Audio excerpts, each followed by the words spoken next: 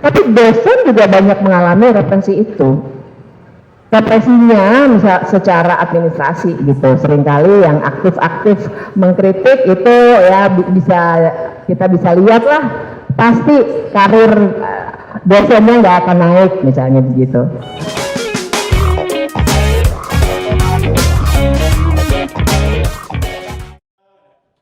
Sebagaimana undangan atau pemberitahuan sebelumnya bahwa agenda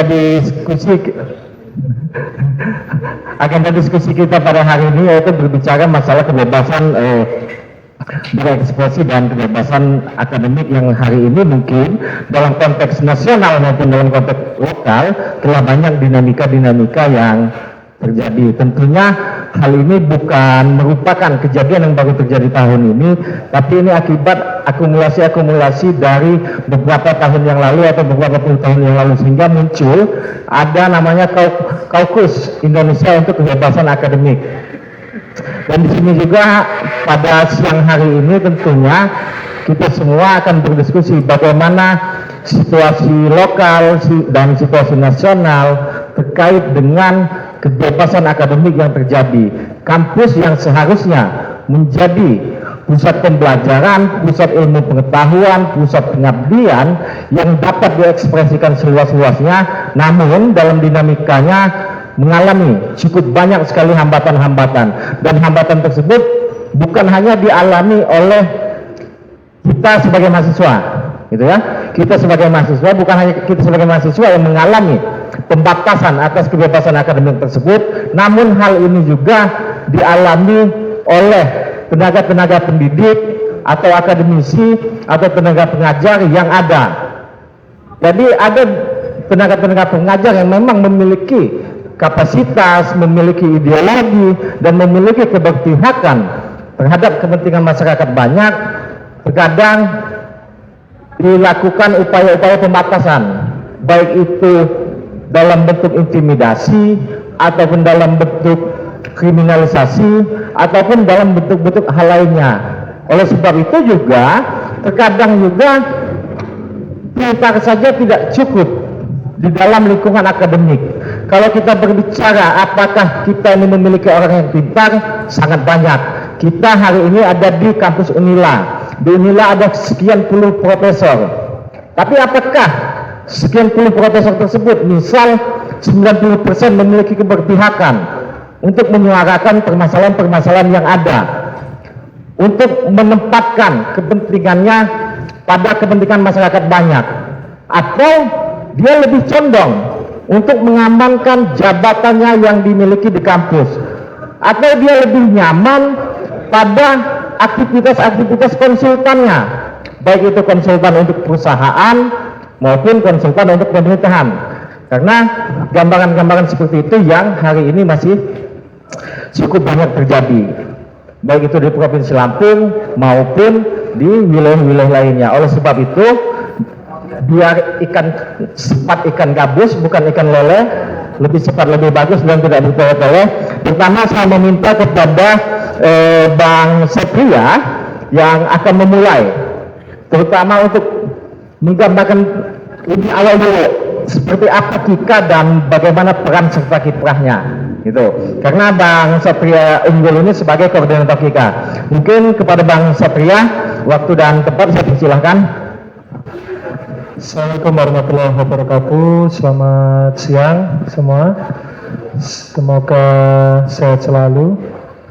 Alhamdulillah kita bisa berkumpul di diskusi Kika Chapter Lampung ya, dengan keadaan sehat dan walafiat. Di sini ada Bung Herlambang selaku Ketua Kika pertama sekaligus sekarang menjadi Dewan Pengarah Kika. Ada kalau ini on frame ya. Lalu ada Bung Robertus Robert selaku Dewan Pengarah Kika juga. Ada Mbak Bibit juga Dewan Pengarah Kika, dan ada Mas Dodi, Mas Fuad, dan pengurus Kika Chapter Lampung dan teman-teman BEM ya, Mas Ihsan dan teman-teman BEM Unila. Tentu ini suatu hal yang membahagiakan bahwa Kika telah berkembang sedemikian rupa, suatu hal yang mungkin tidak bisa kita gambarkan di awal pembentukannya gitu ya. Karena awal mula dari Kika ini memang adalah solidaritas, pertama adalah solidaritas dari akademisi yang memiliki masalah di masing-masing kampusnya gitu ya. Dan juga di sisi yang lain, kemudian Kika kemudian bersolidaritas ya. Artinya di sini akademisi itu tidak hanya dosen sebenarnya, tapi juga peneliti dan juga mahasiswa itu untuk mengembangkan kebebasan akademik dan kebebasan mimbar akademik. Dan selama ini betul tadi disampaikan mengalami tekanan, ancaman, intimidasi dan bahkan serangan, baik serangan fisik, psikis maupun serangan yang lain. Nah tentu kemudian Kaukus Indonesia untuk Kebebasan Akademik ini adalah komunitas epistemik ya, artinya dia adalah kelompok dari akademisi tadi, insan akademik yang mempromosikan isu-isu kebebasan akademik. Di 2017 ada prinsip-prinsip Surabaya untuk kebebasan akademik yang mendorong bahwa akademisi tidak boleh takut untuk mengembangkan keilmuan, mengembangkan pembelajaran, aktivitas tridharma, tidak boleh ada tekanan, ancaman, dan mereka harus dilindungi. Mengapa? Karena perguruan tinggi memiliki posisi sebagai benteng kebebasan. Perguruan tinggi seharusnya memberikan peluang, rasa aman, dan bagaimana kemudian invention ya, penemuan-penemuan itu diabdikan untuk kepentingan kejujuran dan kemanusiaan. Nah itulah kemudian Kika hadir. Artinya dalam konteks ini spirit kolegium ya, artinya saling mengingatkan antar teman ya, antar teman dosen, antar teman mahasiswa, antar teman peneliti untuk saling mengembangkan ilmunya tanpa rasa takut. Tentu Kika chapter Lampung adalah Kika chapter kelima yang telah dibentuk oleh Kika. Sebelumnya ada di chapter Papua, lalu ada di chapter Bali, lalu ada di chapter Kalimantan Timur, serta ada di chapter Papua. Nah, masing-masing wilayah memiliki kompleksitas persoalan tersendiri. Nah, kita nggak tahu ini di Lampung bagaimana persoalannya, nanti Mas Dedu barangkali akan banyak menyampaikan.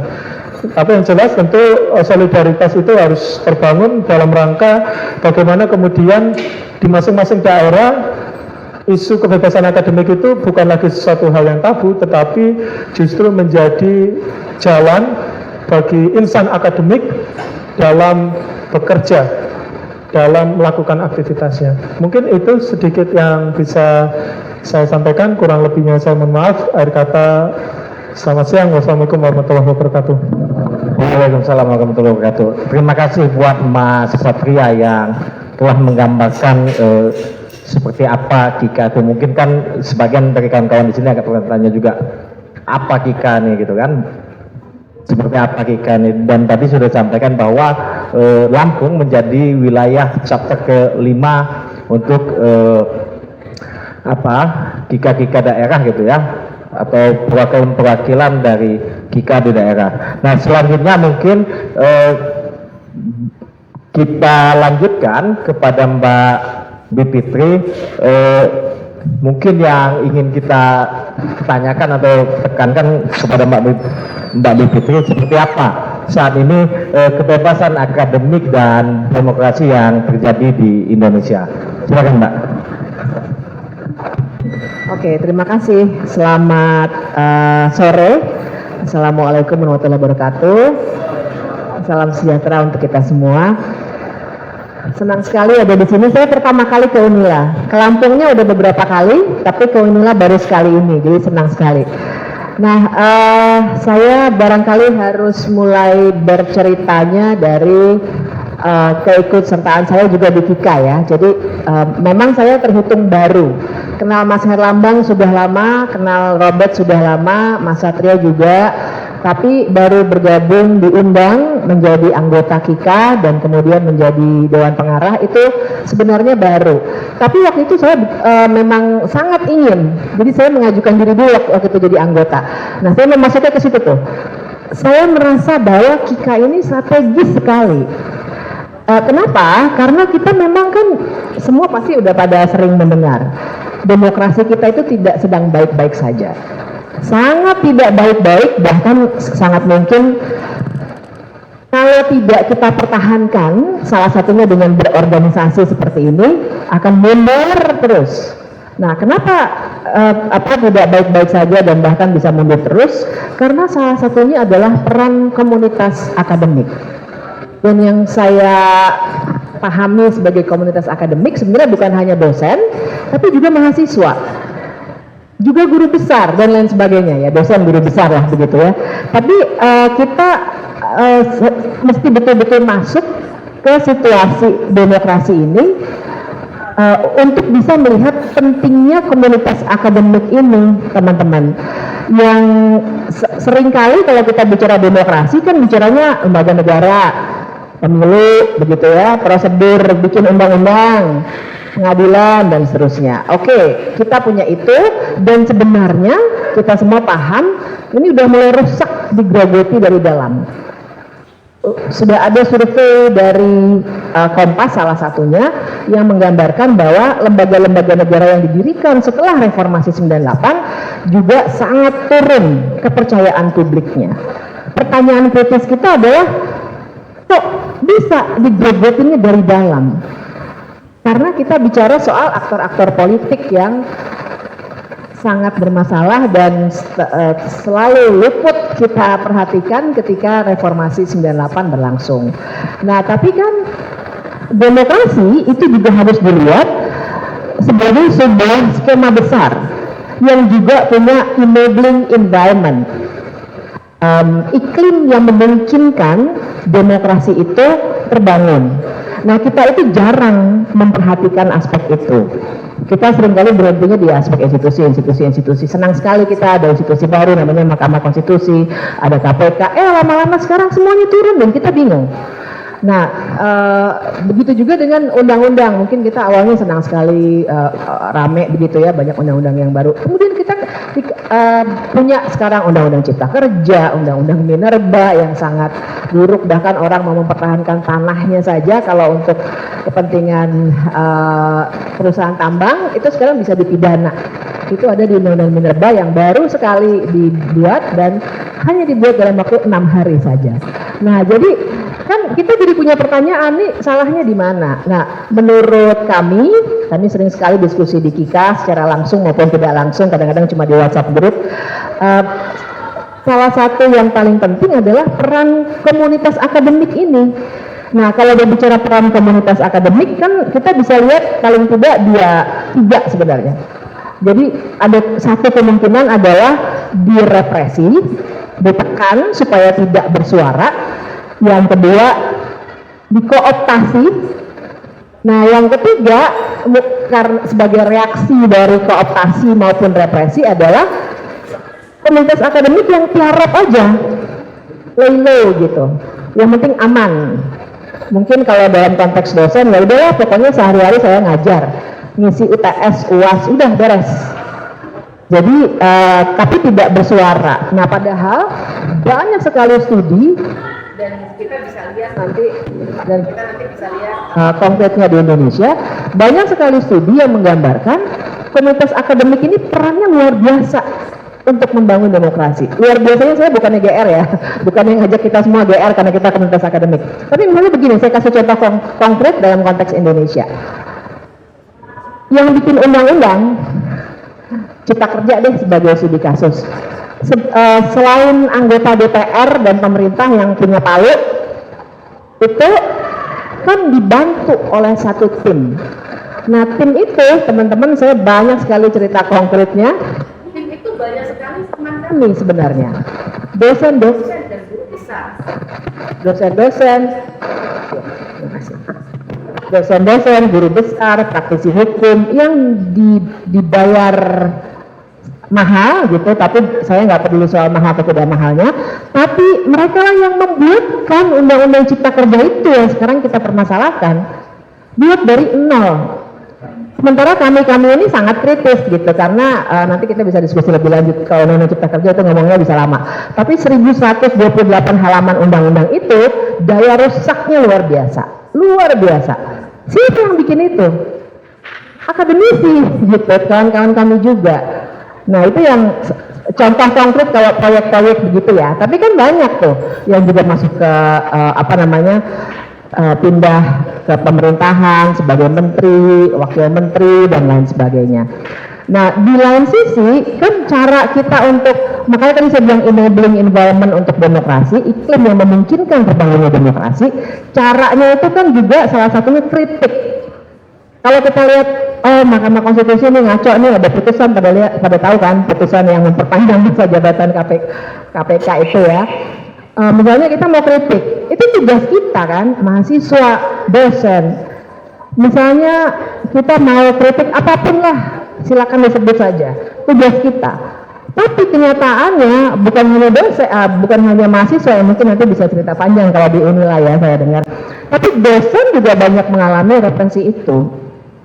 Represinya misal secara administrasi gitu, seringkali yang aktif mengkritik itu ya kita bisa lihat lah, pasti karir dosennya nggak akan naik misalnya begitu, dan seterusnya. Nah jadi sebenarnya Kika itu mau mengolah persoalan-persoalan ini, cara kita untuk bisa maju mengatasi masalah-masalah ini adalah dengan bersolidaritas. Tentu saja kawan-kawan yang lebih lama aktif di Kika yang bisa cerita banyak, tapi saya sendiri banyak belajar dari kawan-kawan Kika bagaimana bersolidaritas itu. Misalnya ada yang juga buat mahasiswa yang di DO dengan cara yang tidak adil misalnya, itu ada beberapa kasus kami tangani. Kemudian ada kawan-kawan yang dosen yang juga nggak benar, kan juga ada ya dosen nggak benar ya, banyak ya, misalnya yang memplagiasi hasil kerja mahasiswanya. Nah itu juga kami dorong supaya dibongkar, nggak boleh orang seperti itu jadi dosen gitu ya.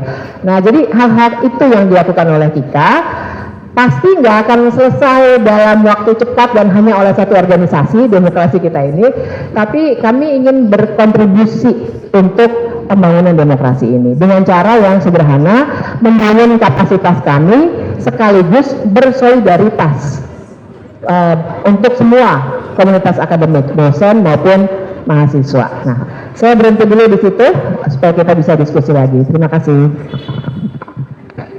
Oke, terima kasih Mbak Bivitri yang sudah cukup detail ya, menggambarkan bagaimana situasi dan hubungan antara demokrasi dan ini bunyi apa ya? Oh, demokrasi dan kebebasan akademik yang terjadi secara nasional.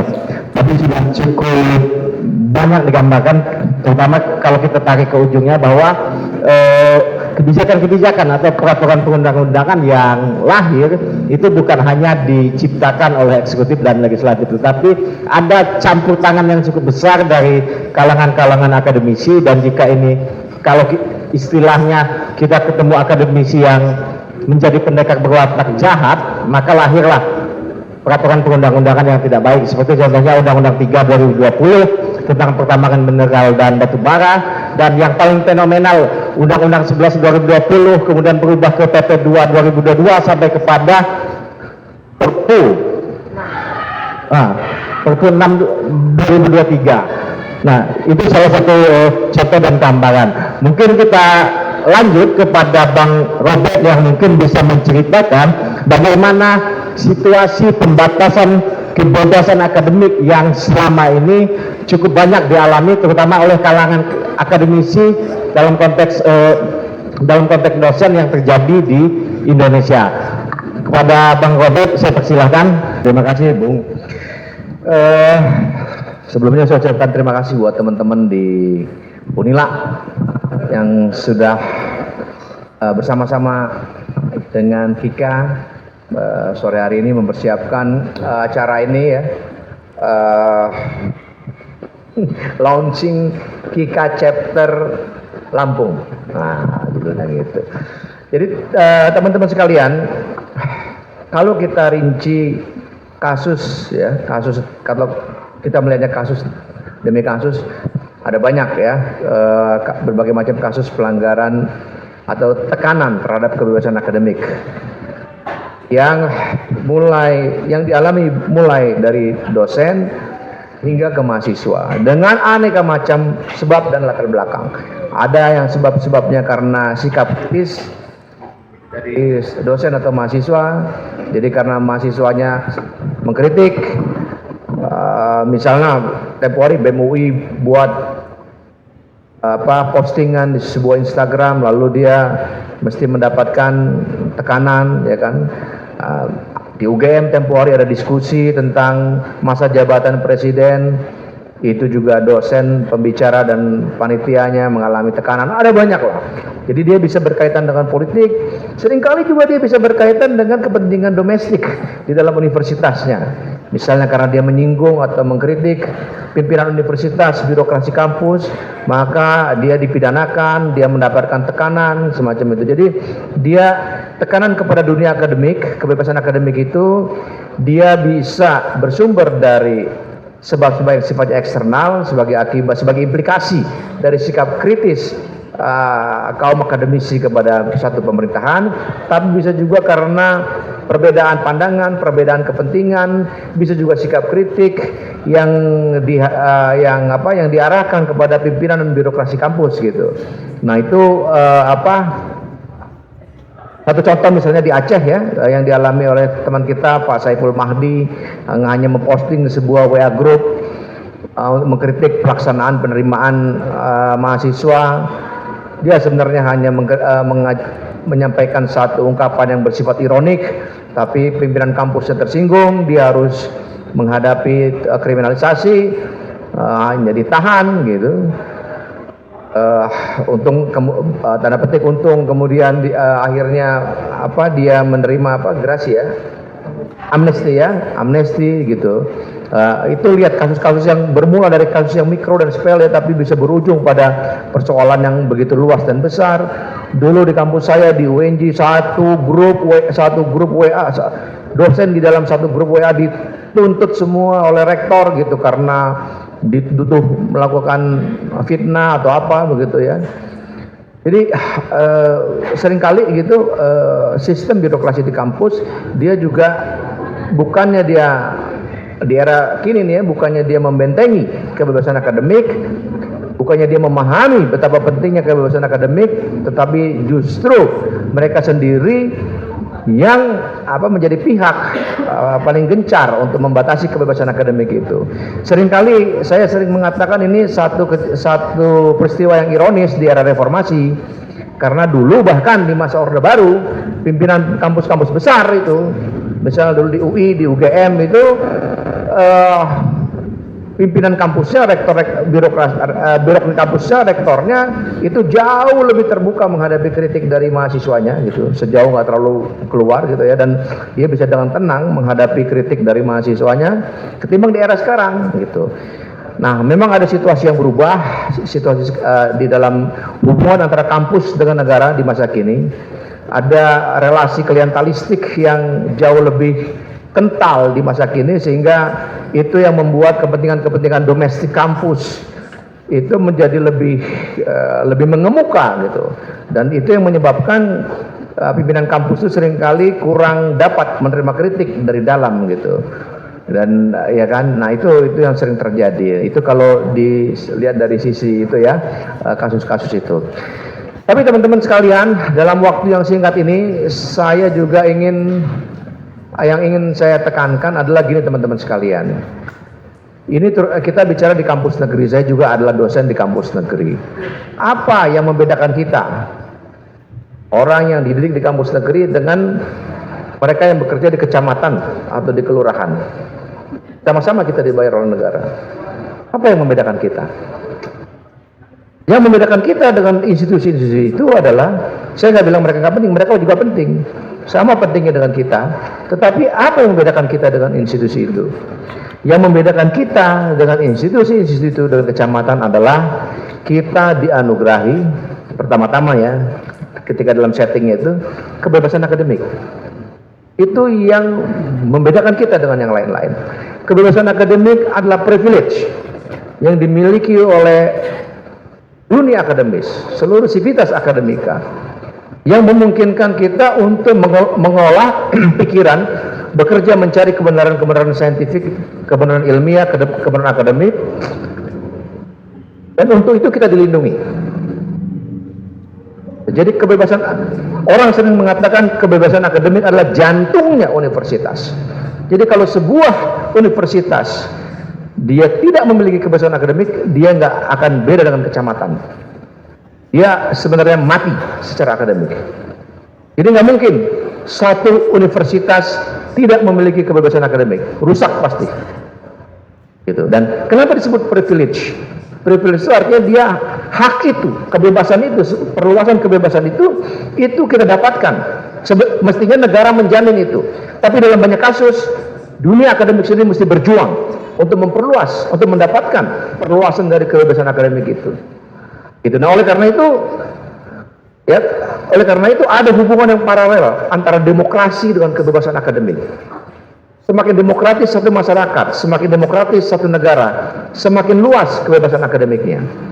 Dan semakin dunia akademik mau berjuang untuk kebebasannya, semakin punya nafas demokrasi di satu masyarakat itu. Jadi kita kaum akademisi sangat bergantung kepada keluasan demokrasi kita, tapi pada saat yang sama juga secara timbal balik demokrasi kita juga sangat bergantung kepada sejauh mana kaum akademisi di Indonesia mempertahankan dan memperluas kebebasannya itu. Nah, itu ya. Jadi kebebasan akademik adalah jantungnya universitas, tetapi dia juga memiliki hubungan paralel dengan demokrasi di Indonesia gitu. Yang terakhir teman-teman sekalian, untuk mempersingkat waktu, seringkali kebebasan akademik itu mencoba untuk dibatasi dengan didomestifikasi. Domestifikasi itu maksudnya adalah kita selalu diminta, dibujuk, bahkan seringkali ditekan untuk membatasi bahwa seakan-akan concern akademik itu hanya terbatas pada kebenaran-kebenaran ilmiah yang sifatnya eksklusif di dunia kampus. Itu satu tafsir yang keliru terhadap kebebasan akademik. Itu satu pikiran atau katakanlah satu spektrum ideologi yang ingin membatasi atau mengungkung kebebasan akademik itu hanya sebatas pada urusan-urusan kampus gitu, pada urusan-urusan keilmuan. Itu sebenarnya nggak betul begitu. Tahun 1957 Bung Hatta, ya kan, dia pernah bilang, nah saya kutip nih karena takut salah, kutipan saya tentang Bung Hatta ya. Ketika Bung Hatta mengatakan apa yang disebut dengan tanggung jawab moral kaum inteligensia. Tanggung jawab moral inteligensia itu termasuk adalah mendidik bangsanya sendiri, membangun keinsyafan buat rakyatnya sendiri. Nah, itu tanggung jawab moral inteligensia. Dengan itu sebenarnya kalau kita gunakan Bung Hatta, maka dari segi itu kita tahu bahwa mestinya tanggung jawab akademik, kebebasan akademik itu tidak bisa dibatasi pada kepentingan atau ruang yang sifatnya privat dan domestik, itu hanya di kampus saja gitu. Artinya dengan ini juga kebebasan akademik meminta setiap akademisi untuk mengambil tanggung jawab publik, terlibat dalam pergulatan pemikiran dan kepentingan dari masyarakat dan rakyatnya sendiri gitu.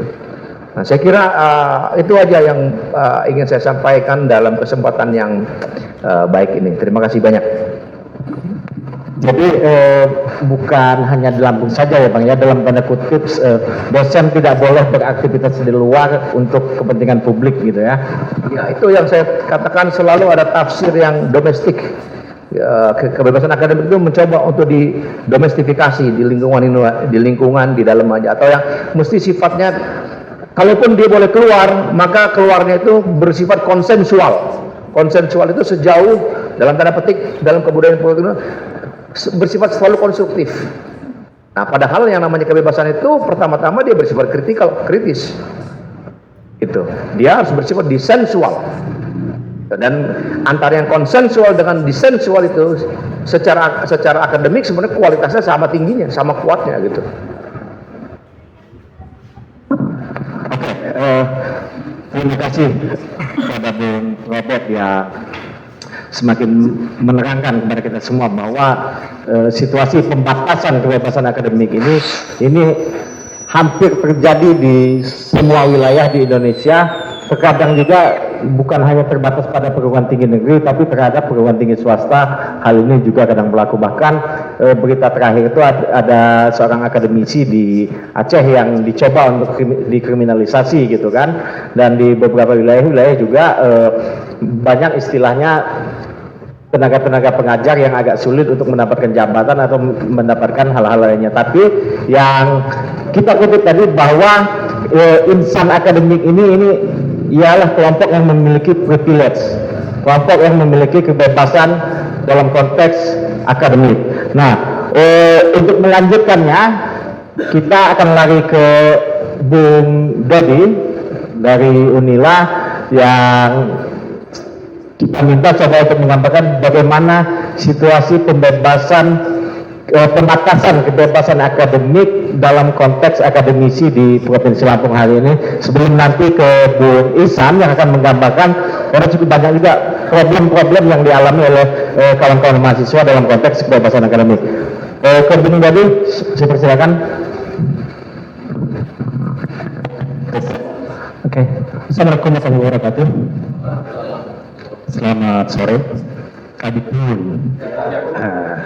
Itu salam Lampung yang katanya harus disampaikan dalam acara-acara. Kasus saya juga nggak akan berpanjang lebar. Dalam konteks Lampung, saya kira seperti yang saya sampaikan di rilis kemarin, bahwa memang pada dasarnya di beberapa tahun terakhir sudah ada beberapa indikator-indikator yang bisa kita lihat bagaimana pembatasan soal kebebasan akademik itu sudah terlihat nyata di salah satu kampus swasta yang DO mahasiswanya gara-gara perkara kebebasan berserikat gitu. Ataupun mungkin yang mungkin nanti akan diceritakan oleh Ihsan ya, dengan kawan, bahwa hari ini belum hadir. Setahu saya beberapa tahun terakhir kan sempat vakum karena problem kebijakan dan aturan semacam itu. Namun selanjutnya juga tidak hanya mahasiswa yang ngalamin itu sebenarnya gitu. Tadi Bung Robert bercerita, tanya soal apa sih yang membedakan antara kecamatan dengan kampus gitu.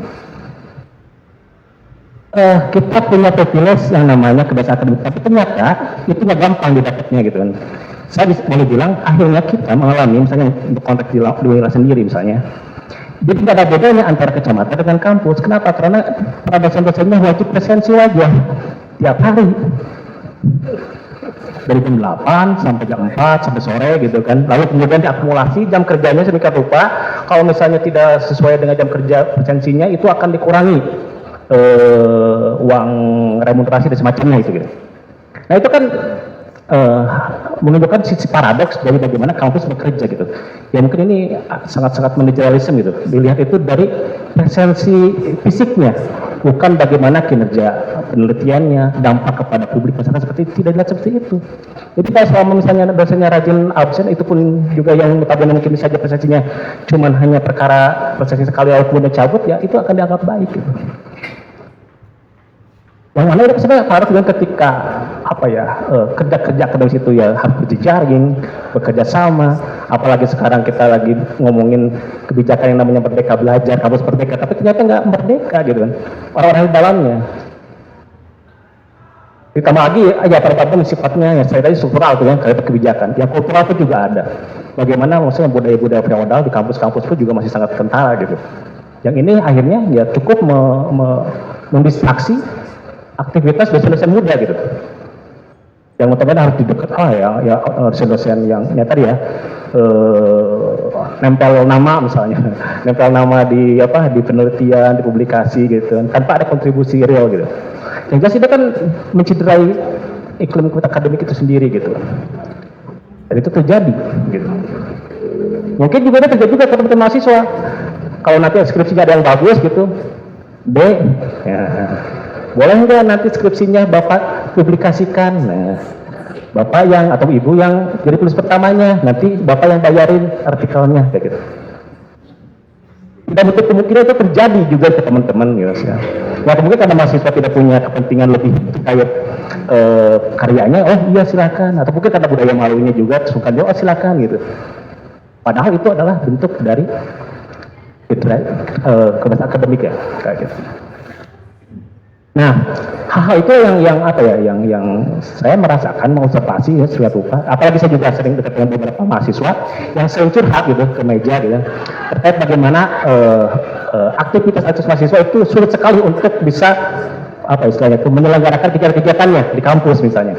Harus surat menyurat lah, terus kemudian juga birokrasi yang lumayan kompleks gitu kan. Sehingga hal itu berdampak kepada tidak apa ya istilahnya iklim akademik yang nggak mewujud gitu. Nah, sekarang ya kalau mau diskusi aja kan misalnya ya harus izin apa segala rupa kayak gitu kan. Padahal kan kampus itu tidak hanya sekedar di kelas saja gitu kan. Proses pembelajaran itu tidak hanya di kelas. Kalau kelas itu kan saya juga sekarang sebagai pengajar yang mengarahkan pasti kan terbatas gitu kan. Soal waktunya, energinya segala rupa. Di mana dosen-dosen itu seringkali sudah terserap energinya untuk kerja-kerja administratif, ngisi borang, ngisi apalagi BKD ngisi apa kemarin terbaru jabatan fungsional yang harus ada deadline waktunya segala rupa gitu kan. Yang mana kita sering menginput hal yang sama berapa kali dalam platform yang beda gitu. Itu kan konyol gitu. Di tengah katanya kata pemerintah apa slogan-slogan data yang terintegrasi, revolusi industri 4.0, kata-kata yang sebenarnya yang menjadi bullshit juga gitu kan. Karena kenapa praktiknya seperti itu? Kita berapa kali kan mengisi gitu. Nah, beban-beban administratif itulah yang dirasakan oleh banyak dosen. Sehingga ketika misalnya ada beberapa kawan wartawan ya, sering curhat juga gitu kan. Susah sekarang nyari narasumber dari akademisi, ya benar juga gitu. Bagaimana mungkin maksudnya para akademisi bisa mengisi ruang-ruang publik dalam diskusi dengan publik ketika waktu dan energinya lebih banyak terserap yang hal kerja administratif. Memang ada beberapa perlawanan kecil, tapi kan itu belum terorganisir. Yang mana itu ya, makanya itu ya nakal-nakalnya kita aja gitu kan, nakal-nakalnya kita aja sebagai akademisi untuk bisa tidak terkekang banget dengan sistem gitu. Nah, bentuk-bentuk kayak ini kan semakin menjadi-jadi ketika misalnya negara dalam hal ini pemerintah juga melegitimasi itu. Teman-teman mungkin masih ada dosen yang curhat juga ke teman-teman mahasiswa ya. Sekarang ada lagi PPN RB gitu ya. Itu yang apa ya, benar-benar membirokrasikan bagaimana ketika dosen itu untuk kayak batas usaha minta ampun susahnya gitu. Rumit ya, dibikin batas waktu gitu. Yang mana juga sempat ada apa istilahnya tuh, ketika misalnya tidak diisi jabatan kinerja kerja sebelum bulan Desember gitu akan hangus gitu. Dan sebelah itu pemerintah menyatakan bahwa kinerja dosen itu akan hangus. Kalau saya sih ya udah nggak apa-apa, saya nanti kerja saya dicatat oleh Allah saja gitu. Jadi pahala ya jatuhnya, nggak jadi kinerja gitu. Nggak apa-apa gitu. Tapi maksudnya hal kayak gitu kan beberapa kali ya kalau misalnya secara ekstrim ini kan akhirnya bentuk penjinakan gitu, pendisiplinan sedemikian rupa kepada para akademisi. Biar ini nggak usah ngapa-ngapain, nggak usah ribet gitu, nggak usah bikin riset yang bikin kondisi situasi sosial Indonesia nggak stabil gitu. Ya udah bikin didisiplinkan dengan cara itu. Karena bagaimana akhirnya ya kita pun juga ya dosen ya di sini karena ada beberapa dinamika juga ya akhirnya kita harus mengenai itu juga gitu kan. Nah, hal itu yang mungkin ya dirasakan dan apa mungkin mahasiswa lebih bisa lebih apa istilahnya merasakan yang lebih sejauh mana bagaimana beberapa aktivisme yang coba dilakukan oleh mahasiswa, karena juga sering cerita dari kawan-kawan mahasiswa itu pun juga dirasakan, baik mungkin konteks di UNILA ataupun juga mungkin di beberapa kampus lain gitu. Karena walaupun ini diselenggarakannya di UNILA, saya kira kita juga perlu bersolidaritas dengan apa yang terjadi juga dengan kawan-kawan lain gitu. Makanya juga ini menjadi momentum kehadiran dari KIKA Lampung ini agar nanti ke depan hal-hal seperti ini ya jangan sampai kejadian lagi. tidak hanya di kampus Unila, ataupun juga mungkin ada di UIN, ataupun di Malayati, di Teknokrat, ataupun di kampus-kampus kayak di UBL, dimanapun juga itu kita bisa solidaritas, karena selama-lamanya iman gitu, selama-lamanya itu ada solidaritas gitu. Itu perlu disampaikan, agar ya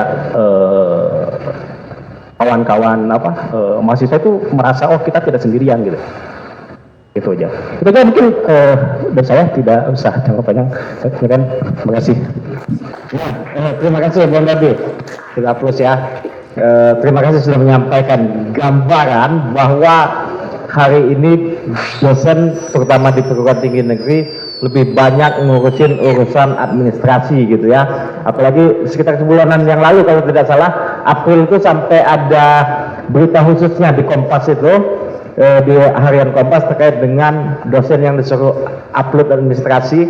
Ya kalau yang setahun 2 tahun jadi dosen enak, kalau yang udah 30 tahun itu gitu kan, cari SK 30 tahun yang lalu itu agak susah. Kemudian pembatasan lainnya juga terjadi, tadi disampaikan oleh Bung Dodi, bahwa kalau kita mencoba untuk menerjemahkan dari Tridharma perguruan tinggi, yaitu pendidikan, penelitian, dan pengabdian kepada masyarakat, tentunya dengan adanya pembatasan kebebasan akademik ini, maka ada juga pembatasan terhadap aktivitas pengabdian kepada masyarakat, yang tentunya secara keseluruhan, secara komprehensif ya Tridharma ini tidak berjalan dengan sepenuh hati juga di kampus-kampus gitu ya.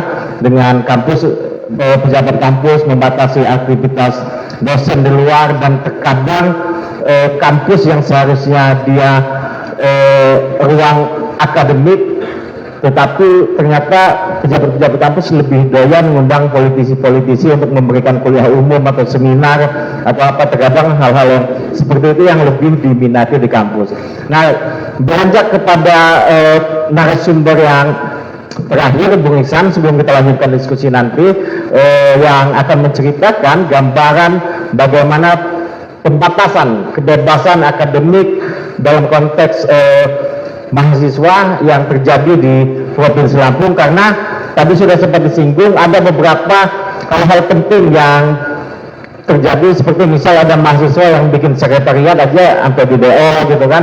Kemudian ada mahasiswa yang ingin diskusi Papua justru mengalami intimidasi sampai kepada keluarga-keluarganya di kampung, dan hal-hal lain, termasuk dalam hal tindakan-tindakan represif yang dilakukan oleh pihak keamanan dalam melakukan penyampaian pendapat di muka umum. Dan yang terakhir itu kita rasakan di akhir bulan Maret tahun 2023 ini, di mana ada sekitar 40-an mahasiswa direpresi dan ditangkapi oleh pihak kepolisian. Kepada Bu Isat, saya silakan.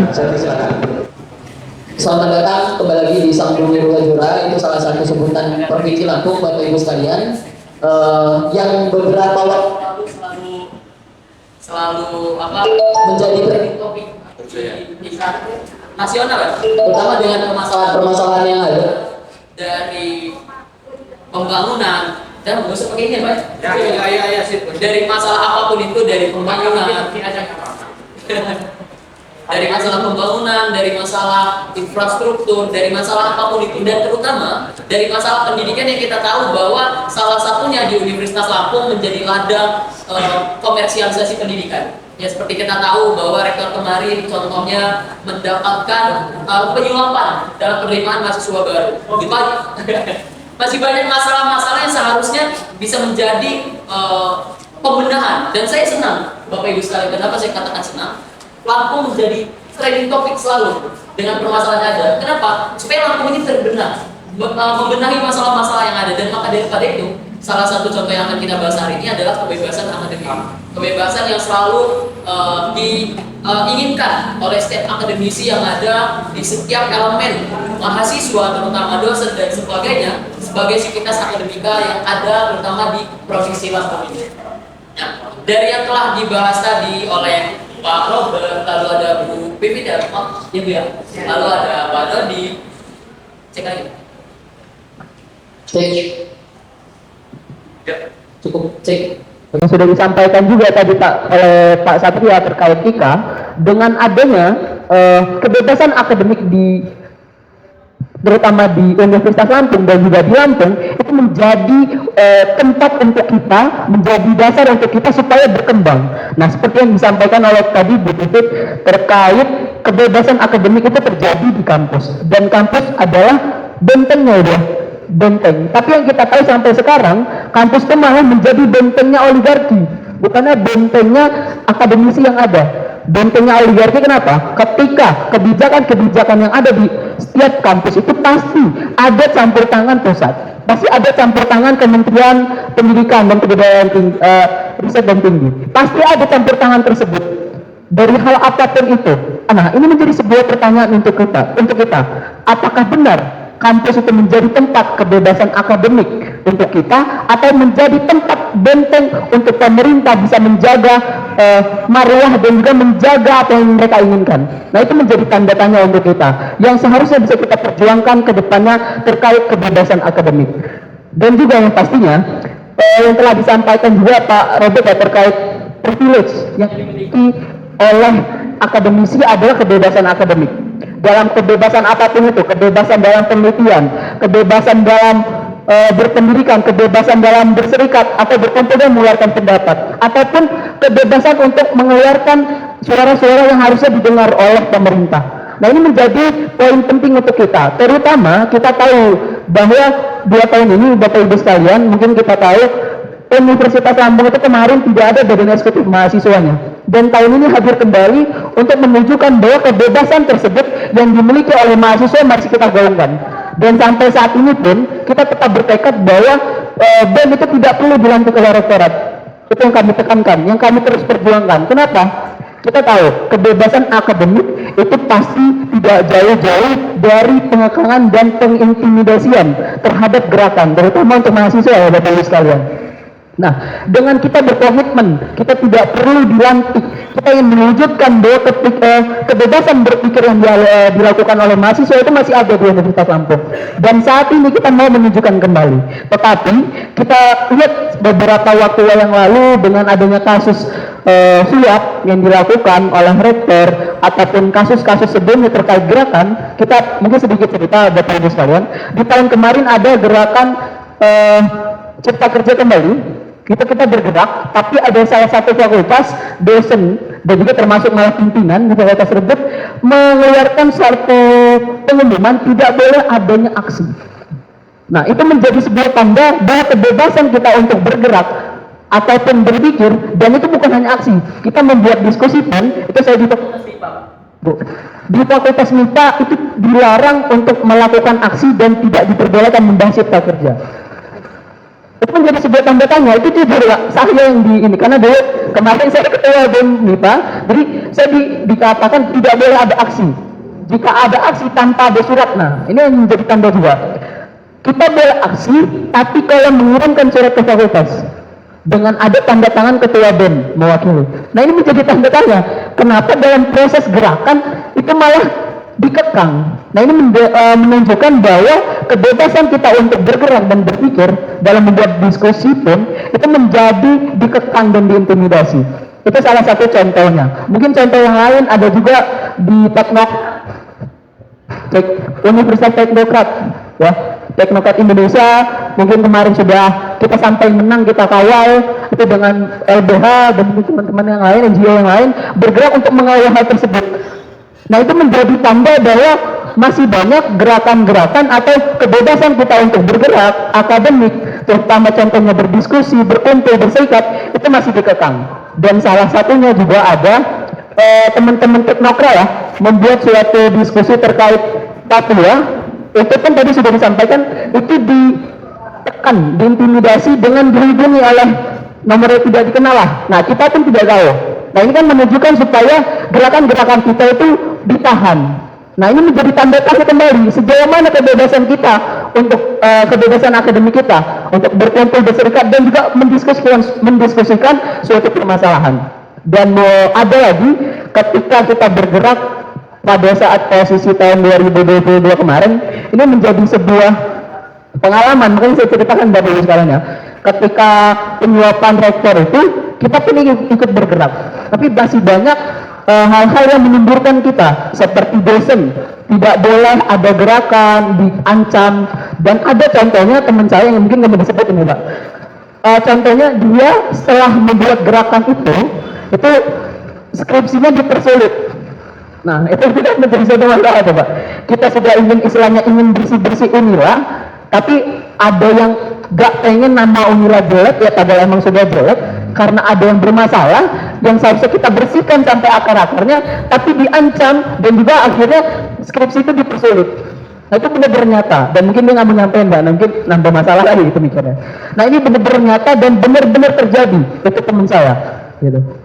Nah ini menjadi tanda tanya kembali gitu, sejauh mana kebebasan akademik, terutama contohnya di Universitas Lampung. Ya mungkin teman-teman dari kampus lain yang hadir di sini kita mungkin bisa diceritakan kembali masing-masing dari kampus yang memiliki kebebasan akademik, apakah diberikan ataukah tidak. Nah ini banyak sekali yang menjadi masalah untuk kita. Pasti runtutannya yang telah disampaikan juga tadi oleh narasumber yang lain, bahwa rentetannya masalah ini dengan adanya demokrasi yang nggak berjalan, yang seharusnya sesuai dengan apa yang kita inginkan tapi tidak. Nah ini menjadi PR untuk kita, terutama mahasiswa, untuk tetap berani walaupun gerakan-gerakan kita, kebebasan kita berpikir dan berkumpul itu dikekang dan diintimidasi, kita harus tetap bergerak. Karena dasar kita, privilege kita, kebebasan akademik itu harus kita gunakan dan jangan takut untuk mempergunakannya. Mungkin awalan itu atas nih Bapak Ibu sekalian, mungkin nanti kita akan diskusi sama teman-teman semua. Terima kasih. Wassalamualaikum warahmatullahi wabarakatuh.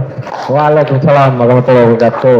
Terima kasih Bung Ihsan sebagai satu-satunya perwakilan mahasiswa pada narasumber kita di siang menjelang sore hari ini ya. Kawan-kawan, tadi sudah cukup jelas dan cukup lengkap disampaikan oleh kelima narasumber kita bagaimana situasi dan kondisi pembatasan kebebasan akademik dan demokrasi, baik itu dalam konteks lokal kita di Provinsi Lampung hari ini maupun dalam konteks nasional. Oleh sebab itu saya mengajak kepada kita semua yang ada di sini pada hari ini dan mungkin kawan-kawan yang join di dalam ruang Zoom meeting, jika ada yang ingin ditanyakan atau ada hal yang ingin disampaikan dan didiskusikan, ayo kita manfaatkan waktunya, karena jarang-jarang gitu abang-abang dan kakak-kakak kita ini bisa berkunjung ke Lampung, bisa menyempatkan waktu berdiskusi bersama-sama dengan kita di kampus ini dengan suasana yang sangat sederhana nih. Kepada kawan-kawan peserta, saya persilakan jika ada hal yang ingin ditanyakan atau ada pernyataan. Bismillahirrahmanirrahim. Assalamualaikum warahmatullahi wabarakatuh.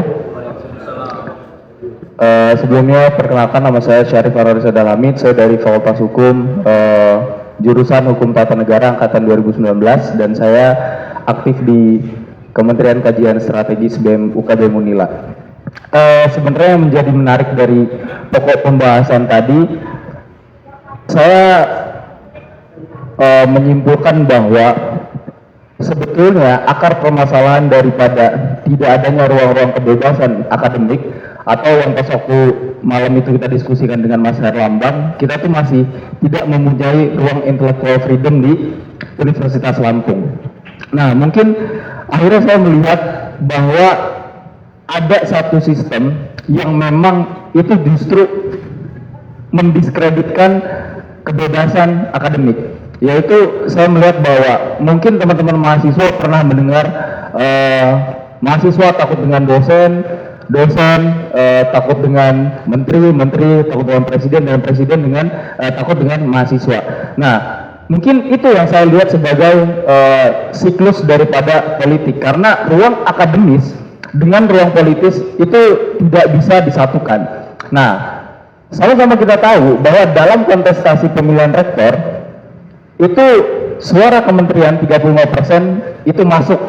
Bahkan kasus yang terbaru adalah kasus di UNS, bahwa rektor pilihan daripada Senat itu di cut off oleh suara 35% suara menteri. Nah, ini yang menjadi persoalan bahwa dan akhirnya timbul pertanyaan, bagaimana cara kita memisahkan antara kepentingan akademis dengan juga kepentingan politis. Tapi ada satu siklus yang memang di dalamnya itu secara struktural dari atas sampai dengan bawah itu terstruktur, apa kata pimpinan A sampai bawah itu harus A. Makanya kalau misalkan ada teman-teman mahasiswa di era yang sekarang kita melakukan aksi massa terkait penolakan peraturan yang memang tidak kompeten dan juga memang tidak ada urgensinya. Nah, kita selalu mendapat pressure dan juga tekanan mulai dari dosen kita, dosen kemudian ditekan lewat rektorat, kemudian rektorat ditekan sama menteri.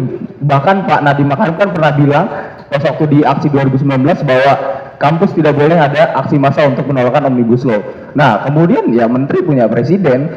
Nah, siklus itulah yang pengen kita putus, bahwa agar kita mendapatkan intellectual freedom yang benar-benar freedom gitu. Nah, mungkin yang perlu saya tanyakan, mungkin saya bisa lempar ke Mbak Bivitri ya. Bagaimana cara kita menghancurkan agar jabatan-jabatan akademis itu tidak menjadi jabatan-jabatan politis? Nah, mungkin itu sih pertanyaannya yang bisa saya sampaikan. Terima kasih. Assalamualaikum warahmatullahi wabarakatuh. Waalaikumsalam. Terima kasih Bung Sari. Mungkin akan ditanggapi dulu oleh Mbak Bivitri terkait dengan pertanyaan dari Sari barusan terkait dengan bagaimana menghadapi situasi yang hari ini ada hubungan mesra antara akademis dan hal yang politis ini. Silakan Mbak. Iya, terima kasih. Kita harus bongkar-bongkar dulu. Nah, tapi begini, saya kira kan situasi yang juga kita baca itu sekarang jabatan akademis yang dimaksud itu seperti guru besar gitu-gitu ya, yang cenderung menjadi politis. Dan cukup menyedihkan misalnya ya, aku menjadikan dirimu contoh ya Mas Her ya. Mas Herlambang itu kalau saya kampus swasta dan kampus saya baru 7 tahun, jadi masih jauh. Nah, Mas Herlambang kan di kampus negeri, sekarang di UGM. Menurut teman-teman yang kenal sama Mas Herlambang, dia udah cocok belum jadi profesor? Menurut saya udah cocok banget. Bungkus. Tapi ternyata kampusnya tidak menganggap begitu. Sehingga ada situasi-situasi yang membuat banyak hal yang secara administratif terhambat. Di satu sisi, ya memang akademisi beneran, orang yang ngajarnya banyak lagi, saya tahu persis. Orang yang di kereta aja bisa nulis untuk jurnal, produktif sekali Mas Herlambang ini, untuk jurnal loh ya, bukan untuk APK biasa. Dan betul-betul melakukan kegiatan bahkan di pengabdian masyarakat juga gitu kan katanya kan 3 kan, satu lagi pengabdian masyarakat. Real sekali dosen yang pantas sekali menjadi guru besar. Tapi di sisi lainnya ada tuh yang guru besarnya tinggal beli aja di kampus. Ya mungkin ada juga lah ya tapi kan banyak gitu di sini, mungkin ada juga di banyak, tapi itu fenomena yang sangat lazim. Sangat lazim karena kita juga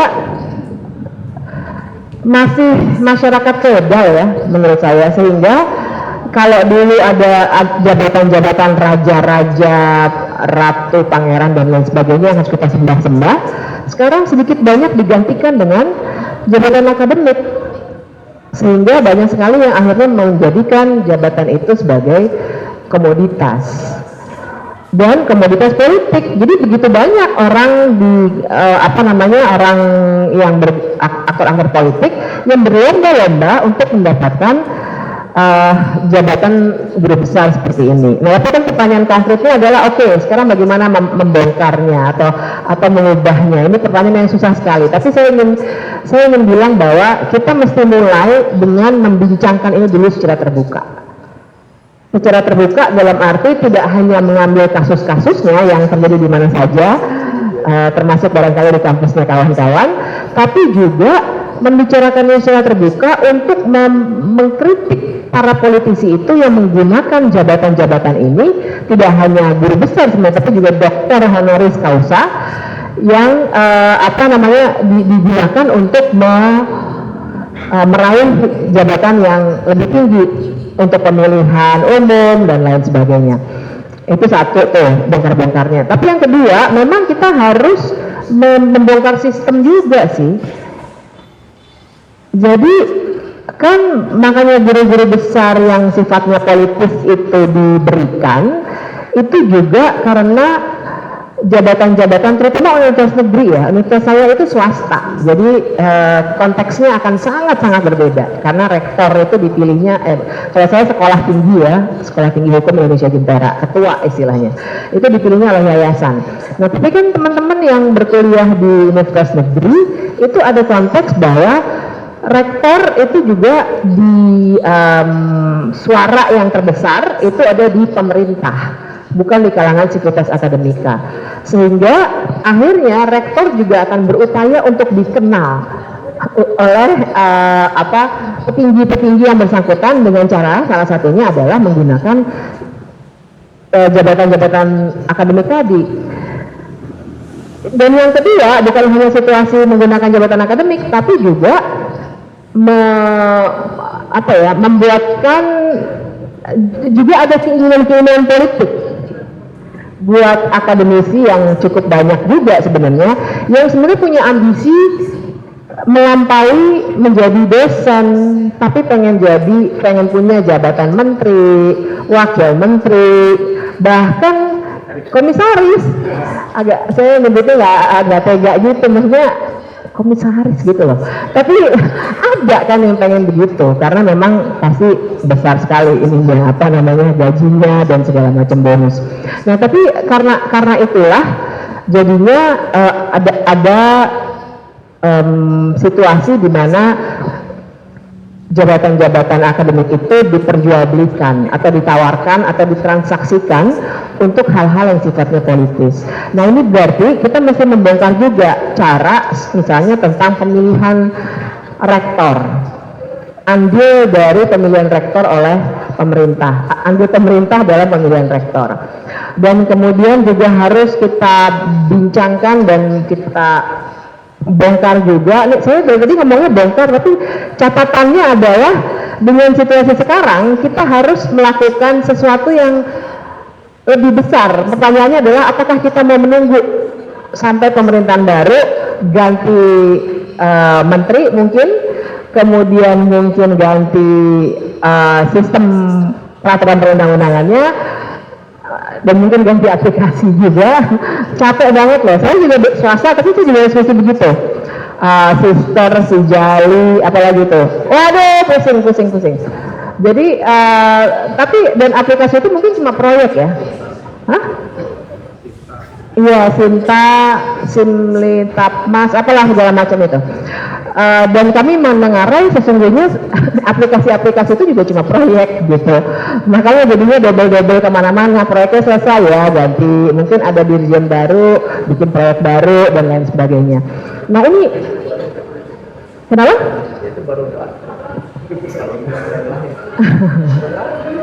ada lagi dan kami juga yang di swasta itu harus mengikuti semua aturan main itu, kalau tidak akreditasi kami juga akan sangat rendah, dan akibatnya kalau rendah nanti nggak ada mahasiswa juga yang mau masuk begitu ya. Jadi Mas Satria juga swasta nih. Mas Satria adalah dekan Fakultas Hukum Universitas Muhammadiyah Surabaya. Pak dekan loh ini. Iya, jadi dan saya sering ngobrol nih, kita kalau orang swasta susah ya, masih suka begitu. Karena tantangan kami juga berbeda begitu ya. Tapi sistemnya sama. Jadi kami juga harus ngisi itu semua aplikasi itu. Nah itu tuh yang harus kita kritik dan kemudian kita rapikan. Karena teman-teman kalau di luar negeri nggak gitu-gitu amat loh. Nggak gitu-gitu amat. Dosen itu benar-benar fokus pada mengajar dan meneliti. Itu tugas utamanya sebenarnya. Jadi kalau kita tuh seringkali bisa seharian itu cuma ngisi aplikasi aja. Iya, kalau enggak saya nggak akan dikerjain, saya orangnya paling males hal-hal kayak gitu. Jadi ya sehariannya ngisi aplikasi aja gitu. Nah itu tuh yang harus kita kritik keras. dan kita punya kita harus dorong kalau nanti ada atau tidak ada pejabat baru, kita minta supaya itu semua berubah. Dan yang ketiga adalah ini paradigmanya kayaknya kita harus bongkar nih. Mungkin seorang sosiolog kayak Mas Robert bisa urun rembuk juga. Gimana tuh untuk mengubah paradigma itu tuh, bahwa kalau guru besar itu wah kita hormatinya, menurut saya kita agak berlebihan loh. Makanya saya kurang nggak ngincer juga jadi guru besar, agak berlebihan, benar-benar feodal. Berlebihan karena marwahnya nggak ya kita tahu bagaimana banyak guru besar sekarang ini dihasilkan, gitu melalui Scopus dan seringkali yang tadi dikatakan kan, mereka nulis jurnal dengan tenaga mahasiswanya, gitu, ada asistennya hanya untuk mengejar Scopus demi jadi guru besar. Banyak yang memang guru besar yang nggak layak untuk menyandang sebutan sebagai guru besar. Coba dicek dari ribuan guru besar itu karyanya yang berarti yang mana, di jurnal maupun di buku misalnya gitu, yang diedarkan dalam percakapan intelektual publik kita. Mana coba cek guru besar, dari ribuan guru besar itu berapa banyak dari mereka yang gagasannya, ide-idenya itu beredar di publik gitu. Itulah artinya sekarang ini memang guru besar itu menurut saya kebanyakan sudah menjadi jabatan administratif birokratis semata-mata. Dia sudah tidak lagi menggambarkan kalau istilahnya zaman dulu itu kebegawanan orang dalam satu bidang keilmuan. Ya udah jadi semacam itu gitu. Nah, ini barangkali juga hasil dari satu kebijakan publik yang pendidikan kita yang sangat menekankan segi-segi yang kuantitatif.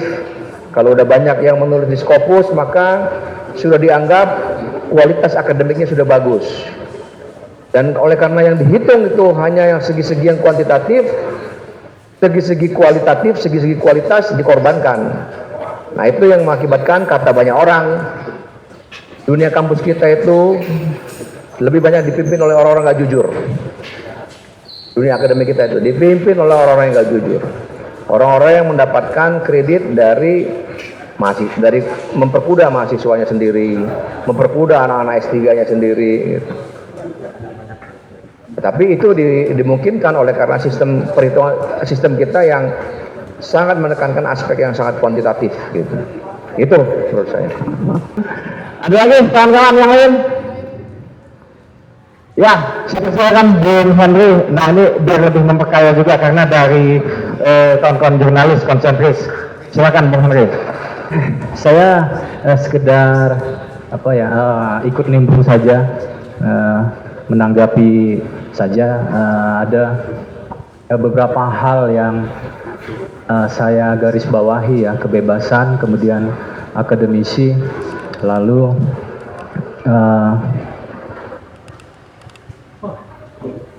pers. Jadi kebebasan akademisi dan pers. Secara garis besar, sebenarnya apa yang mau saya sampaikan ini sebenarnya sudah sering kita diskusiin juga sebenarnya di beranda mes Kang Fuad, Bu Dodi, dan juga teman-teman Walhi, LBH dan yang lain.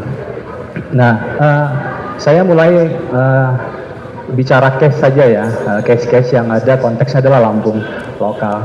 Pada 2019 itu terjadi pembubaran nobar tentang film Kucumbu Tubuh Indahku itu di Pekor. Nah, ketika itu terjadi, dua lembaga yang langsung bersikap, yaitu AJI dan LBH. Nah, pada waktu itu kita memproyeksikan sepertinya perjalanan kebebasan sipil di Lampung itu akan terganggu. Nah, mengapa timbul proyeksi itu?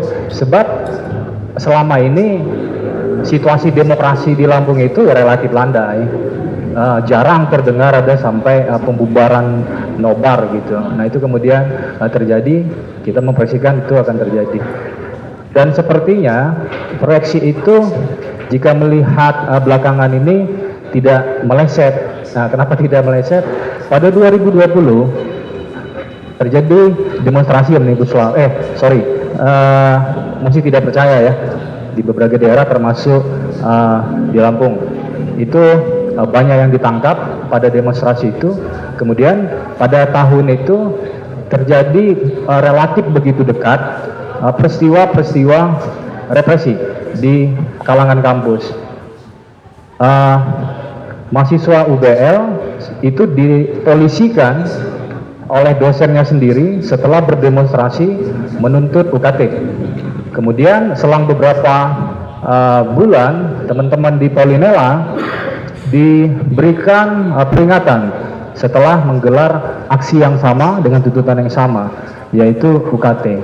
Lalu beberapa bulan kemudian terjadi skors dan DO terhadap teman-teman mahasiswa Universitas Teknokrat Indonesia. Nah, peristiwa itu rentetannya tidak begitu lama. Kemudian saya tidak mendengar terutama teman-teman mahasiswa di Lampung yang bersolidaritas atau yang bersikap untuk itu. Padahal kalau kita mau tarik benang merah, korbannya sama, semuanya mahasiswa. Baik itu di BEL, Polinela maupun di UTI. Apalagi teman-teman akademisi di Lampung, tidak ada yang bersikap untuk soal itu. Dari rentetan kasus-kasus itu, hanya teman-teman UTI yang memutuskan untuk melawan, menggugat kebijakan kampus hingga sampai kasasi. Di pengadilan pertama mereka kalah, pengadilan banding mereka kalah, kemudian di tingkat kasasi mereka menang. Ini adalah kasus pertama di Lampung yang di mana mahasiswa melawan kebijakan kampus dengan cara yang konstitusi dan dengan cara yang demokratis. Mereka menempuh itu jalur hukum, sekitar 2 tahun mereka berjuang. Nah, pada waktu itu kita memberi label lah ya kepada teman-teman UTI bahwa mereka lah sebenarnya lokomotif demokrasi di Lampung, karena mereka lah satu-satunya dalam katakanlah 1 dekade atau belasan tahun terakhir di Lampung yang memutuskan melawan secara demokratis, secara konstitusi kebijakan rektor yang menskors dan mendeo mereka, dan mereka menang di kasasi ya, Mahkamah Agung mengabulkan tuntutan mereka. Nah, berapa banyak teman-teman organisasi mahasiswa di Unila? Ada intra, ada ekstra. Berapa banyak dari kalian yang bersolidaritas untuk mereka? Nah, mengapa menarik misalnya teman-teman UTI ini dan kemudian kami liput hingga sampai kasasi mereka? Karena begini, ada 9 orang yang diskors dan DO, kemudian dalam perjalanannya hanya 4 yang memutuskan melawan, yaitu banyak dinamika lah, mereka ditawarkan kembali kuliah gitu dan macam-macam, tapi hanya 4 yang memutuskan melawan. Menariknya adalah begini, menjalani proses hukum itu kan butuh logistik, butuh biaya gitu, ada biaya-biaya yang mesti dikeluarkan. Nah, yang menarik adalah teman-teman UTI ini menggalang donasi publik di pinggir-pinggir jalan, kemudian secara online mereka menggalang donasi publik untuk membiayai logistik perkara mereka. Nah, kami melihat ada semacam upaya independensi untuk menjaga gerakan. Nah, kemudian kita memutuskan, wah ini perlu disupport teman-teman ini. Jadi mereka tidak mengajukan proposal seperti teman-teman yang lain misalnya, mereka menggalang donasi, murni menggalang donasi publik baik secara online maupun digital. Lalu pada tahun 2020 juga terjadi kasus teror dan peretasan terhadap teman-teman Teknokrat Unila menjelang mereka menggelar diskusi soal Papua. Bukan cuman akun maupun orangnya, keluarganya juga sampai diancam. Kami sampai akhirnya memilih untuk mengungsikan mereka ke rumah aman. Berapa banyak dari kalian yang bersolidaritas untuk mereka? Markas mereka didatangi malam-malam. Saya pada waktu itu sedang diskusi, itu sekitar jam 9 malam online bersama teman-teman LBH Jakarta. Saya memutuskan keluar pada saat itu dari ruang diskusi karena situasinya mendesak. Jadi mereka mengirim pesan, ada sekelompok orang yang mendatangi sekretariat mereka tengah malam gitu. Jadi saya memutuskan keluar dari ruang diskusi itu karena ini urgent gitu, sangat-sangat urgent. Tapi tiada satupun dari teman-teman mahasiswa dan juga akademisi yang bersolidaritas atau memberikan support terhadap mereka. Justru yang hadir itu adalah dalam banyak kasus LBH, Aji, Walhi, LBH, Aji, Walhi, itu yang case yang sering terjadi di Lampung. Lalu yang terbaru adalah kasus korupsi yang menjerat Rektor Unila. Siapa yang bersuara untuk akademisi misalnya? Bahkan di Unila ini ada yang namanya Pusat Studi Hukum dan Anti Korupsi. Beberapa teman-teman jurnalis mewawancarai teman-teman akademisi, lebih banyak no comment. Saya tidak berani berkomentar gitu. Nah, yang berikutnya adalah situasi soal secara umum lah ya, kondisi pers misalnya di Lampung. Hampir semua pers di Lampung itu ber-MOU dengan pemerintah. Kalau teman-teman membaca misalnya pemberitaan pers secara umum, kemana yang kritis? Bahkan dalam praktiknya ya mereka rela mencabut berita atau men-take-down berita untuk tidak diputus iklannya, tidak diputus kontrak kerja samanya. Nah, bisa kita membayangkan bahwa situasi di Lampung itu sudahlah pers kritis, akademisi tidak kritis, kemudian mahasiswa tidak bersolidaritas. Mau gimana? Apa yang akan terjadi gitu? Seperti itu sebenarnya kondisi di Lampung. Lalu jika dalam konstitusi menyatakan bahwa bumi, air, dan kekayaan alam yang terkandung di dalamnya dikuasai oleh negara, ya coba Anda cek di Lampung itu siapa yang punya pulau, siapa yang punya bukit. Di Lampung itu yang punya individu. Jadi saya pernah bersorot saja sebenarnya bahwa Lampung ini autopilot gitu, bahwa ya sudah tidak ada sudah kontrol, fungsi kontrol itu makin menipis, kemudian orang-orang yang punya modal itu semakin kuat. Kalau Anda cek misalnya orang-orang yang punya bukit, yang punya pulau gitu, mereka terafiliasi dengan politik, terafiliasi dengan jabatan di pemerintahan, terafiliasi dengan pebisnis misalnya. Bukan lagi ada ya, sebenarnya sudah mengkhawatirkan kondisi di Lampung. Makanya saya sih punya harapan yang lebih dengan kehadiran Kika ya, untuk bisa mewarnai dinamika itu tadi. Jadi setidaknya teman-teman jurnalis nanti ke depan punya referensi atau sumber akademisi gitu. Mengapa akademisi itu diperlukan dalam jurnalisme? Ya karena mereka dipandang bisa menerangkan sebuah peristiwa yang gelap. Itulah mengapa akademisi itu dipandang penting dalam jurnalisme. Mereka bisa mencerahkan atau membuka terang sebuah itu kira yang gelap itu menjadi lebih gamblang. Saya kira itu, Bung Irfan, terima kasih.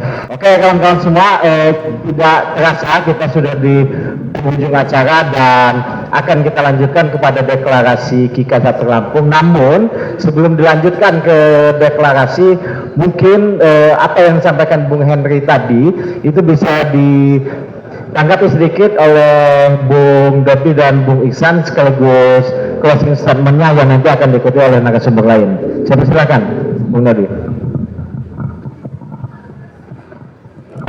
Oke, terima kasih Bung Henry. Ya, saya kira itu juga memang jadi keresahan bersama juga, karena itu juga yang kita diskusikan gitu kan. Karena tidak banyak memang akademisi-akademisi yang mau untuk mengisi dalam diskusi ruang publik di Lampung gitu.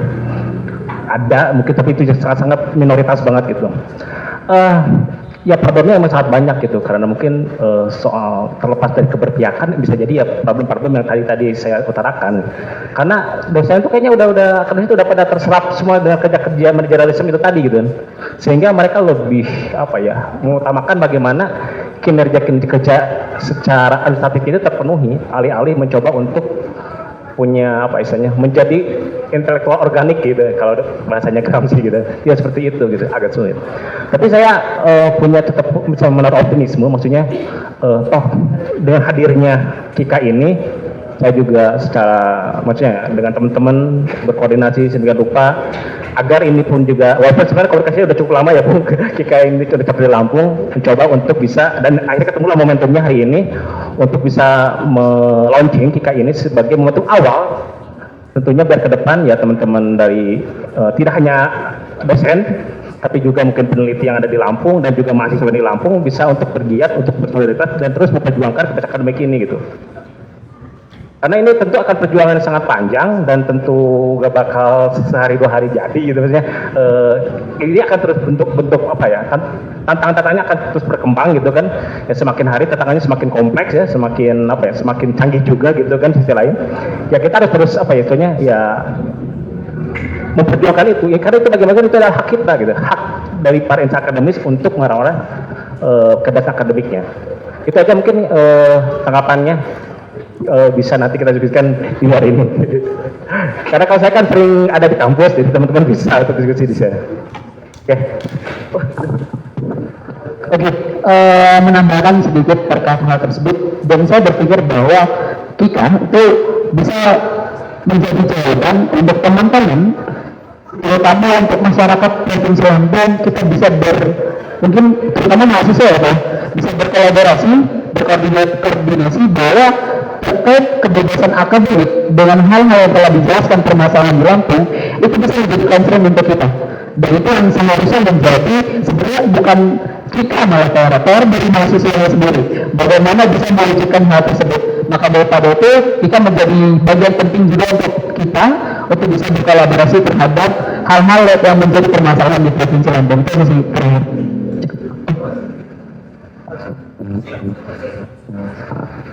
Ya, tentu Kika Chapter Lampung ini trigger ya dari tadi yang Mas sampaikan ya, Bung Hendri sampaikan bahwa banyak sekali problem dari hulu ke hilir gitu ya di Lampung. Ini menjadi trigger mechanism, ini menjadi suatu momentum bahwa isu kebebasan akademik semakin mengemuka, dosen semakin berani gitu ya untuk tampil membuat terang benderang, tadi meminjam istilahnya Bung, bahwa dengan keahliannya, dengan aktivitas penelitiannya, tulisannya, kesaksiannya, kemudian tanpa rasa takut ya, karena selama ini mereka mengalami ancaman, pendisiplinan dan lain sebagainya. Dan tentu solidaritas di antara Kika di masing-masing chapter dan juga nasional ini juga akan menjadikan apa istilahnya ya, wave isu ya, gelombang isu ini semakin besar. Artinya apa? Dari kekuatan civil society ini, dari kekuatan teman-teman sebagai bagian yang tidak bisa dilepaskan dari konteks masyarakatnya, ini akan terus mengawal bagaimana isu-isu yang terjadi di sekitar kita ya, karena kita sendiri tidak hanya di lingkup kampus sebenarnya, di eksternal, konteks eksternal misalkan Kika juga hadir karena akademisi banyak yang memplot di korporasi kemudian hadir di lapangan. Justru awal mula seperti yang disampaikan Bung Herlambang bahwa Kika hadir justru di momentum-momentum misalkan di Kendeng, sekarang di Wadas, di beberapa daerah berkonflik, di Pakel. Artinya akademisi tidak boleh hanya ada di tempurung kampus ya yang sangat mengkooptasi lah istilahnya seperti itu dengan keahliannya. Nah ini yang terus harapannya didorong seperti itu agar demokrasi kita tentu akan semakin kuat ke depan seperti itu. Mungkin itu.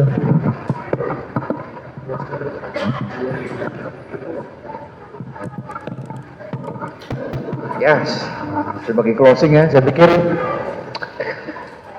Ya, kalau di dunia kampus itu dari pengalaman Orde Baru, Sivitas Akademia yang mengambil sikap kritis itu nggak secara kuantitatif itu nggak akan banyak. Tetapi kalau tuntutan perubahannya datang, orang akan ikut. Tapi justru yang sedikit itu, yang dia akan memberikan pada saatnya dia akan memberikan cantolan ketika situasi baru itu memang membutuhkan gagasan. Jadi kalau dosen kritis, dosen yang mengambil pikiran alternatif, bergaul dengan mahasiswa secara alternatif, itu nggak banyak. Apalagi di kampus-kampus negeri yang budaya organisasinya itu budaya korpri masih, ya kan? Itu sekalipun pada era reformasi ideologi monoloyalitas korpri itu sudah diubah gitu, tetapi ya ini sudah jadi penelitian dari banyak orang yang di Amerika dulu, budaya konformiti dipinterin oleh Robert Merton tahun berapa gitu, sampai sekarang itu ya masih berlaku. Jadi kita nggak usah gugup dan nggak usah berkecil hati, karena nanti yang akan menilai kita itu sejarah itu sendiri gitu. Saya kira itu. Sebagai penutup, saya barangkali ingin ini juga ya, ngajak teman-teman semuanya melihat bahwa KIKA itu bukan nggak akan jadi panacea gitu. Kalau KIKA chapter Lampung lahir, terus semua masalah yang tadi ada kritik juga yang bagus sekali, saya senang kalau dengarnya. Tapi karena saya tidak tinggal di sini, saya nggak tahu banyak, lebih baik kawan-kawan yang menanggapi. Misalnya hal-hal seperti itu nggak akan cepat langsung teratasi gitu. Jadi saya ingin teman-teman melihat, kalau tadi istilahnya Mas Satria, KIKA itu seperti trigger mechanism. Tapi kan sebenarnya teman-teman nih udah punya banyak organisasi lainnya, banyak sekali. Dan yang kita harus bangun adalah solidaritas itu dan juga kolaborasi gitu. Kalau selama ini mungkin teman-teman punya rasa takut untuk berbicara, dosen punya rasa takut untuk berbicara. Sekarang kita akan bareng-bareng bergandengan tangan. Kalau memang ada kritik yang sangat-sangat penting, luar biasa sekali nih, kritik ini nih krusial sekali untuk kita, untuk betul-betul secara kritis berbicara gitu. Dan kalau teman-teman masih punya ketakutan-ketakutan itu, yakinlah kita bisa bergerak bareng-bareng, dan itulah sebenarnya yang akan dibangun. Tapi jangan kemudian bebannya semuanya pokoknya apa aja ke KIKA gitu, enggak juga. Kita tetap kerja bareng, tapi kita ini akan berkolaborasi dan bersolidaritas bareng-bareng untuk mengatasi ketakutan-ketakutan yang nggak perlu, dan untuk mendorong ada keberanian-keberanian yang sekarang ini kita butuhkan. Itu, terima kasih. Oke, terima kasih kepada semua narasumber yang telah mau berdiskusi dengan kita, dan saya terima kasih juga kepada kawan-kawan semua. Namun sebelum kita bubar, mungkin acara ini akan dilanjutkan oleh Bung Dodi untuk melakukan deklarasi KIKA chapter Lampung. Kepada Bung Dodi, silakan.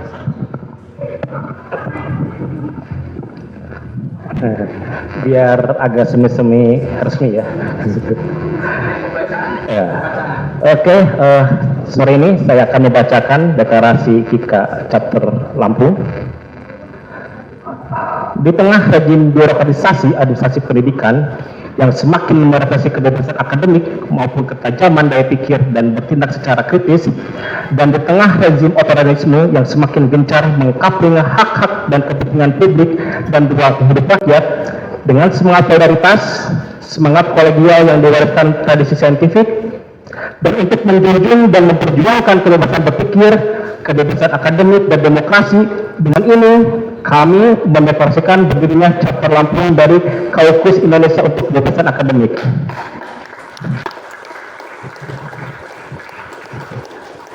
Semoga hari ini dapat menjadi momentum bagi seluruh insan akademik di Lampung maupun seluruh daerah di Indonesia bersolidaritas memperjuangkan kebebasan akademik dan demokrasi. Kampus Nusa Lampung, Bandar Lampung, Senin 29 Mei 2023.